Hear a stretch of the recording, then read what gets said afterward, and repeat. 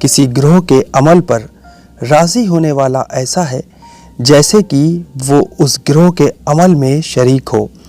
ظلم صرف یہ نہیں کہ کسی کا مال چھین لیں، کسی کی عزت پر حملہ کر دیں، بلکہ ظلم یہ بھی ہے کہ اگر کوئی ظالم ظلم کر رہا ہو تو اس کے ظلم پر راضی رہا جائے۔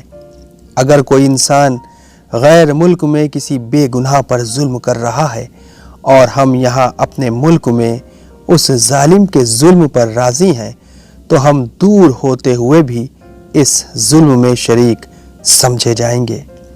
ایمان کیا ہے؟ ایمان دل سے پہچاننا، زبان سے اقرار کرنا اور اعضاء جسم کے حصے سے عمل کرنا ہے۔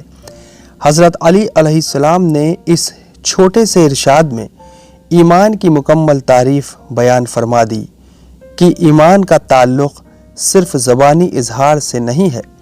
جیسا کہ ہمارے سماج میں ہر انسان اپنے کو صاحب ایمان سمجھ کر خوش فہمی کا شکار ہے، ایمان کو 3 حصوں میں تقسیم کر سکتے ہیں۔ پہلے حصے کا تعلق دل کی معرفت سے ہے، یعنی ہم دل سے اللہ کی وحدانیت، رسولوں کی رسالت، ائمہ اور معصومین علیہ السلام کی امامت اور دوسرے بنیادی اور ضروری عقائد کا یقین رکھیں۔ یہ یقین ہم کو غور و فکر اور اللہ کی توفیق سے ہی حاصل ہو سکتا ہے۔ ایمان کے دوسرے مرحلے اور حصے کا تعلق زبان کے اقرار سے بھی ہے، یعنی صرف دل کے ماننے سے کام نہیں چلے گا جب تک ایمان اور عقیدے کا اظہار زبان سے نہ ہو جائے، زبان سے حق کے کلمات جاری نہ ہو جائیں۔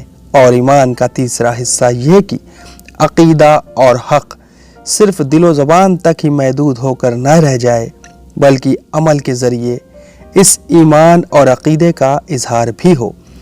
پیڑ کی جڑیں اگر مضبوط، قوی اور صحت مند ہوں گی تو شاخیں بھی ہری بھری ہوں گی اور پھل اور پھول بھی خوب نکلیں گے۔